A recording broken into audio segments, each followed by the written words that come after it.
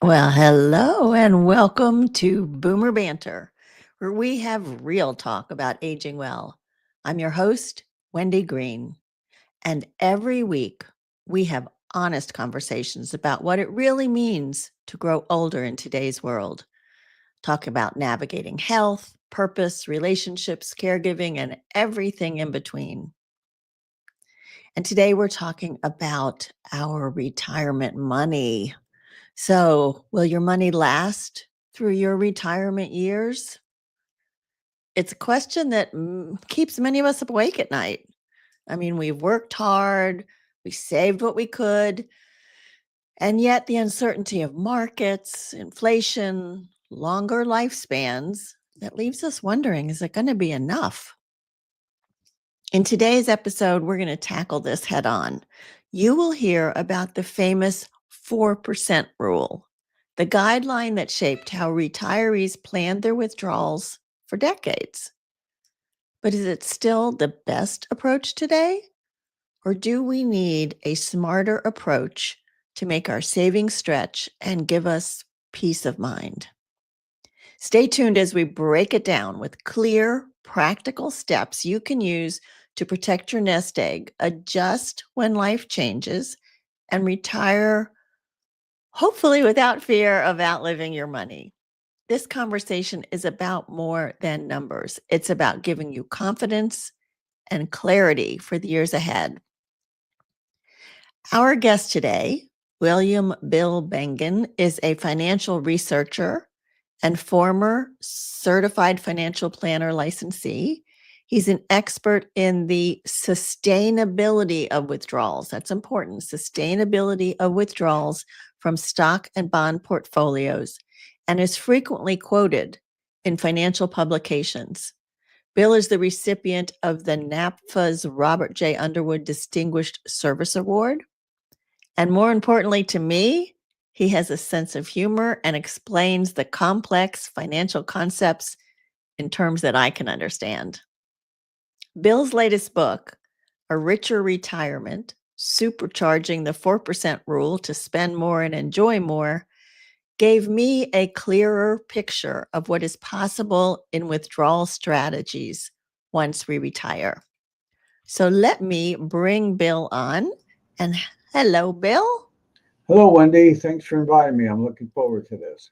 Oh, me too. Very important conversation. I think will be very helpful. And I wanted to start for those who may not be familiar, because it's interesting. I've heard about the 4% rule, but I talked to several people this week who had not. So would you take a moment to explain what the 4% rule is and why it was such a breakthrough when you first created it? Sure. Back in the early 90s, I was a relatively new financial planner, not a young one, but a relatively new planner. And clients were beginning to ask me questions about retirement. How much should they save and how much can they spend in retirement? And I couldn't find the answers to those questions anywhere. I looked in books, I looked in magazines, I called other advisors. The answers seemed to be all over the map. So it just occurred to me nobody knows the answer to this question because it's a pretty new question. Because of the long time people were starting to live in retirement, which hadn't happened before. So I sat down with a book of rates of returns and inflation numbers and fired up my Lotus 123 spreadsheet. Lotus 123, that was a while ago, huh? 24, yeah, 23. And I came up with an answer. The question I was really looking to answer is, what is the worst experience that any retiree has had in terms of sustainability of withdrawals? It turned out to be the October 1968 retiree who retired into terrible market conditions. There were two big bear markets almost back to back, followed by years of inflation. And I'm assuming in my research that withdrawals will be increased with inflation to sustain your lifestyle.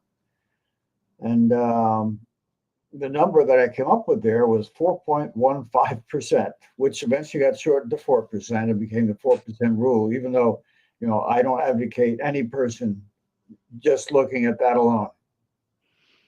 Okay, so that got picked up by financial planners around the country, and everybody started saying, well, if you want your retirement income to last, you can take out 4% a year. Is that Yeah, right? that's right. Yeah, that's correct. Of course, I've upgraded it since then, but that was correct for 94. Yeah. Yeah.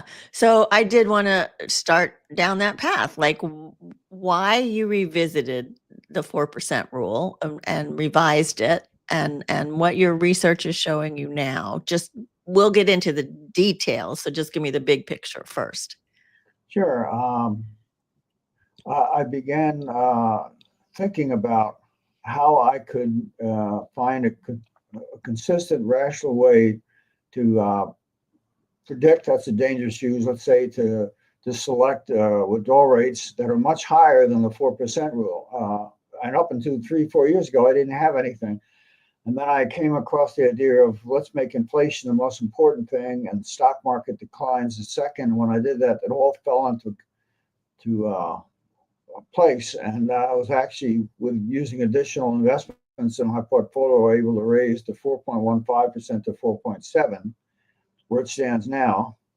In today's environment, even though we have very expensive stock market, and that's an important consideration for withdrawal rates, I still estimate probably about 5.5% over a 30-year horizon should be an acceptable withdrawal rate.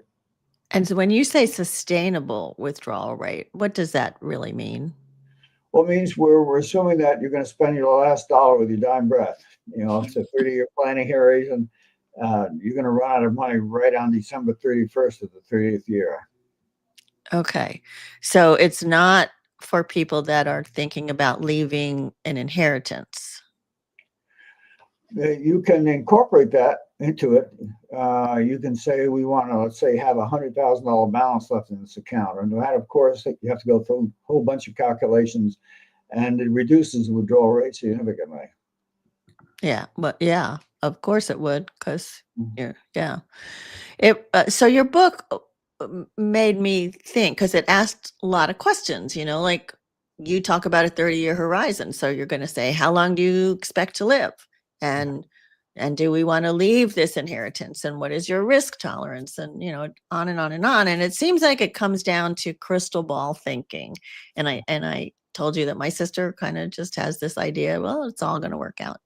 But none of us know how long we're going to live, right? And we don't know if the stock market's going to go up or down, or like it has recently, if we're going to hit a major bear market, and what about inflation? So how do we look in this crystal ball and even start to answer those questions, Bill? Yeah, fortunately, we've got a good database of about 100 years of stock returns in the United States, bond returns, and inflation. And you can use those to construct portfolios, as I have for hypothetical retirees, and then stress test them basically against various withdrawal rates. And every retiree in history has had a different set of circumstances and a different withdrawal rate. But the average over the last 100 years has been 7%. So 4.7% sounds pretty meager compared to that. So you're saying that the safe, sustainable withdrawal rate, the average over 100 years, has been 7%. That's correct. Although I wouldn't try it now, and we're not in the circumstances that justify that. Yeah, you picked what, four different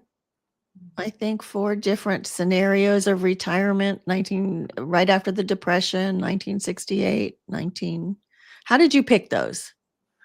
Well, I was looking for the ones that had the biggest stock market dip. Usually that's associated with the worst ones. And the 1929 through 32 was obviously, 90% down. There's nothing been like that since. But withdrawal rates were not as affected as you might think, because it was a time of deflation. Prices were declining by 10% a year, year after year. And that offset a lot of the losses from the stock market. Mm-hmm. And the best one that you had in your scenarios was what, 1976 or 1980? I think the best one with the highest withdrawal rate, that would Yeah, have been the person who was lucky to retire on July 1st, 1932, right after the 1932. last drop of blood had been spilled in that terrible bear market. And they were fortunate because the next quarter, the stock market doubled. You don't see that every day. No. They're off to such a great start. They were able to get 15%, 16% withdrawal rates. Phenomenal. Okay, so I want to start breaking it down. And the first concept that you introduced in your book, A Richer Retirement, was Safe Max. So very simply, will you explain what Safe Max is and how you came up with it? Yeah, I wanted a way to find the highest withdrawal rate for any particular retiree, which you can do through calculation. And once I come up with a number, I call it Safe Max because it's a safe maximum withdrawal rate. Safe in quotes because history and the future might diverge, but that's basically what that's all about. So that is the safest withdrawal rate that should last for that 30-year horizon. That's right, and involves increasing your withdrawals by inflation each year. Oh, that's right. You had that COLA, cost of living adjustment. That's correct. And also they applies to a tax-free account or tax-deferred account. Like an IRA or a 401k or something. Exactly. Okay. So that's important, right? You were just focusing on that kind of account. You didn't look at, how much are you getting from Social Security or a pension or a taxed account. I agree. If you're familiar with a show on TV, Only Murders in the Building, I define my role as a researcher as only things that happen in the investment portfolio. And I don't concern myself with other source of income. I'm trying to maximize withdrawals from an investment account. If I was a financial advisor, obviously I have to look at that to get a total picture. But the way I define my role, I get off easy. Well, I mean, I don't know how you could do it any other way. With you'd have a 10,000-page book if you did. Yeah, indeed. So the next factor that you brought into my awareness was something that you called the Shiller CAPE, C-A-P-E. Mm-hmm. So would you explain what that is and how that influences the withdrawal strategy? Sure. If you're familiar with the concept of a price earnings ratio, PE ratio, which is a way to value a stock or a stock market, Professor Robert Shiller at Yale University, a Nobel laureate, was dissatisfied with the 1-year PEs that were bandied about by Wall Street. So he devised a PE ratio based on 10 years of past earnings with inflation adjustments. And that became the Shiller CAPE ratio and is very widely used as a measure of valuation for markets. And you use that as you're evaluating how much you can withdraw. So how does that play into that, to the Safe Max? Yeah, well, I plot all the, let's say, withdrawal rates for the retirees on one chart and then sort them by Shiller CAPE and see what comes out of that. There is no formula, that you can plug numbers into. It's graphical. That's why I have charts and tables in my book. You can just look up a number, given your assumptions about inflation and about market valuation. You can then find your Safe Max. Right. So you're looking at where the price earnings ratio or how high stocks are valued at the time that you're getting ready to retire. That's right. And you use that, you have a table that you can use that and say, okay, so here's the number. Now you can figure out what your withdrawal rate is. That's right. Oh, look at me explaining financial stuff. Try to make it easy. So right now, I looked at your table and it doesn't go as high as the Shiller CAPE table doesn't go as high as where our current number is. You gave a website where I could look it up and it was like at 32 or something. And so what would I do? How would I start to calculate it then? My Safe Max. Sure.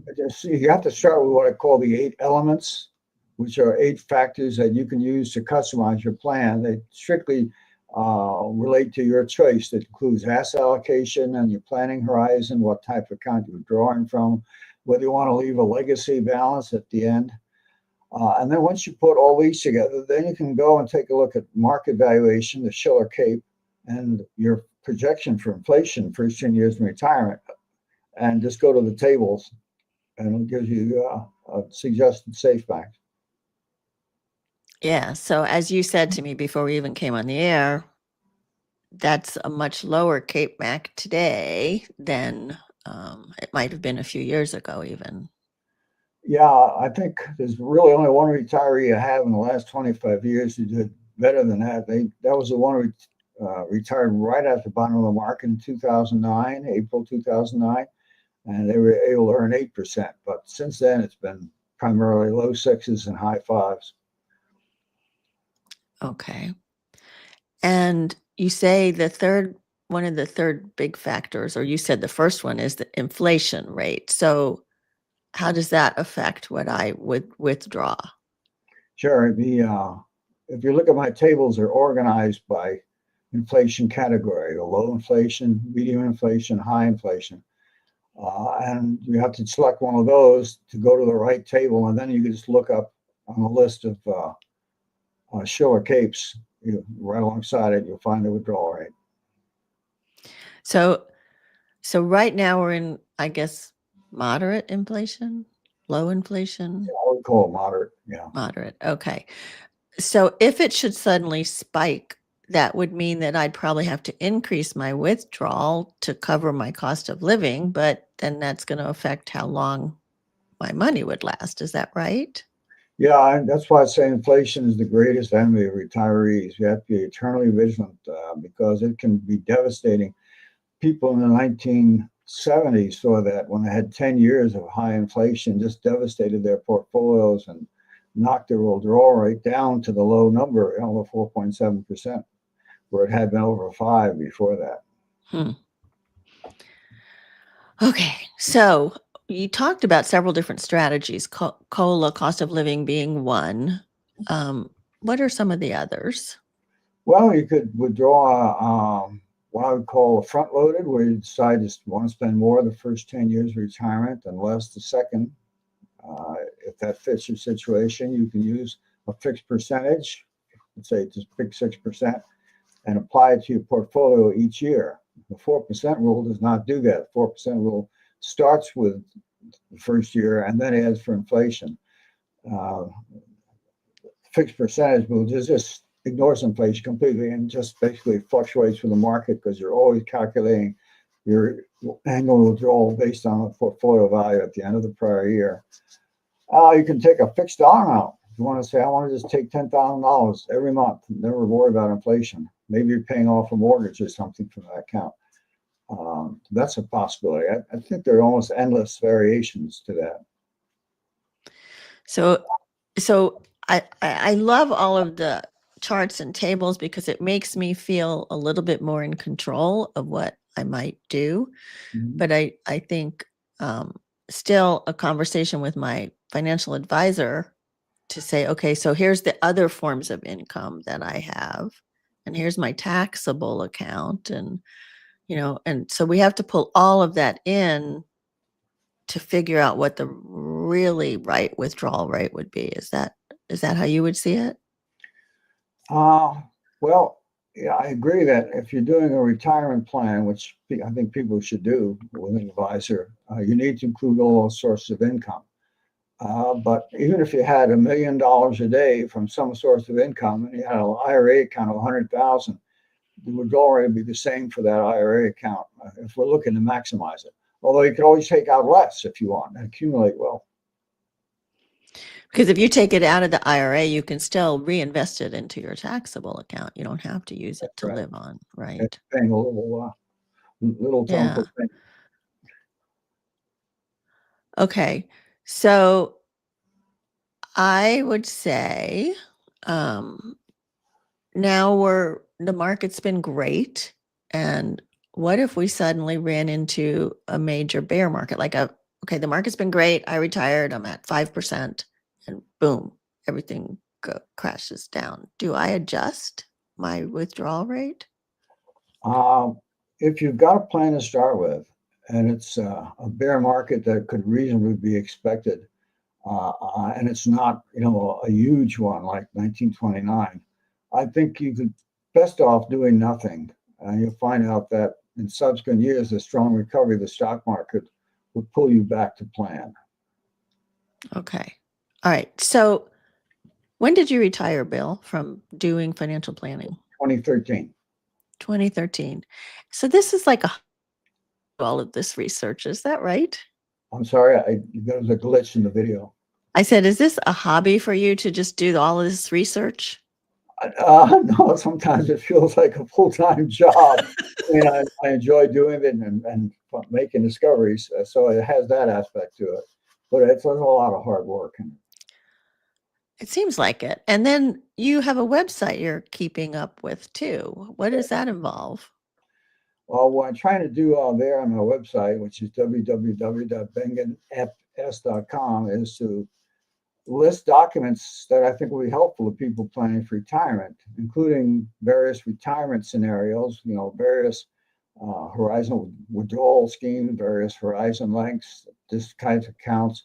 Hopefully, as time goes on, I add more and more people will be able to pick one that'll fit their situation and use it.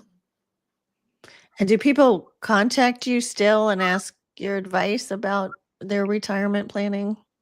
Yeah, I can't answer specific questions, but I can answer general questions about my research. That's a feature on the website called Ask Bill. Just click on that and write me an email. I'll do the best I can to answer. So your book I found it very valuable. In fact, I think I want to get copies for my financial planners because I've marked up mine. So and because I think their plan is a fixed rate. You set the rate and that's what you're going to take out, and rather than the cost of living adjustment, I think. So I want to get this book for them, but more than that, my show is also about aging well in all areas of our lives, right? Financial, social, health, having a purpose. So what do you do in your own life that you consider helps you age well? Oh, I play tennis, play golf, play bridge, which I really enjoy. I collect bubblegum cards from the 1950s as a hobby. Not baseball cards, everything else. Baseball's gotten too expensive. So I have a lot of things to keep me occupied. And of course, I have a grandson, and my wife has got a granddaughter. So they keep us busy too. And it's a new marriage. You said you both are lost spouses and found each other. So Yeah, so living life. You are living life and living large. doing my best. That's wonderful. I'm glad to hear that. So what's one thing you want retirees and pre-retirees to remember about making their money last? Uh, Remember, you need to go through the process. You need to look at the 8 elements. You need to look at inflation and stock market valuation. Don't skip steps. You're just shortchanging yourself if you want to come to a correct number. And be prepared to make adjustments if necessary to your plan of retirement. If, like inflation, as you said, rears its ugly head, it's probably a good idea to cut back expenses at least temporarily until things sort themselves out. Yeah, so cut back expenses so you don't have to take more out, I guess, is the other thing. Yeah. As we mentioned, and this will be in the show notes, the website to reach Bill and to see all of, I don't want to scare y'all with research. I mean, there's a lot of tables, but the way Bill explains it's so understandable. So first of all, get his book, A Richer Retirement, Supercharging the 4% Rule to Spend More and Enjoy More. And second of all, go to his website, www.bengen, Bengen, F like Frank or financial, S.com. And he said, like you said, you can ask Bill, you have tables there that you can do some of your own calculations with. Or was there something I else? look at the website essentially being an extension of my book. I also have a section of new research where I post, I continue, my research is ongoing, and every once in a while I come up with something interesting and I'll post it to the website. That's great.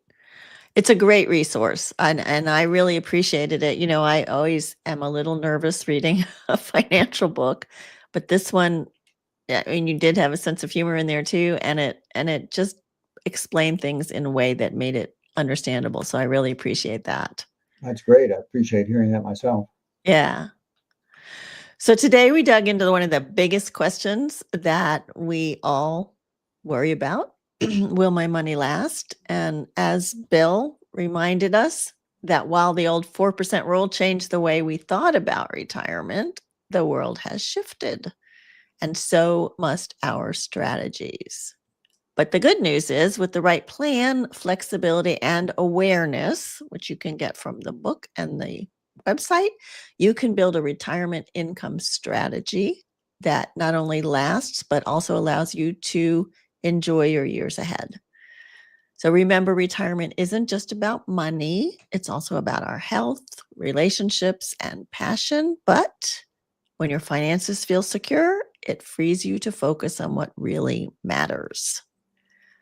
So if today's conversation left you with new ideas or questions, don't stop here. Pick up Bill's book, A Richer Retirement, and start mapping out your own plan. In addition, be a good friend and share this episode. I mean, really, share the whole podcast with your friends. The good information we share here is not as helpful as it could be if we kept it a secret. One more thing before I let you go, Bill. I just created a new quiz that I think you will find very interesting. I call it the What's Keeping You Stuck quiz, and it will help you discover your retirement stuck type, meaning that you thought retirement was going to be like this wonderful panacea, and all of a sudden you're like confused, you're tired, you just don't know what to do with yourself. So once you've determined your type, you're going to get 5 customized emails with tips and resources to help you break free. So I'm going to share that link in the website because it's a little bit too hard to say here online. But I hope you'll go and check it out and see what is your retirement type. And I also wanted to encourage you to go check out this podcast that is done by a friend of mine, Ilana Landsberg Lewis. It's called Wisdom at Work, Older Women, Elder Women, and Grandmothers. And it's about the wisdom of these women and the work that they're doing. It's not about work. So she's the host. Ilana Landsberg Lewis is the host. And each week she interviews women from around the world who are change makers, activists, and passionate about the work they are doing. You can find her podcast at wisdomatworkpodcast.com, and that will also be in the show notes. Thank you, Bill. Thank you for all that you have shared with us in your book and here today. Thank you for having me once again. It was fun. I'm glad. So enjoy the rest of your day. Maybe go play some tennis. Okay. Okay. Bye-bye. Bye-bye now, Wendy.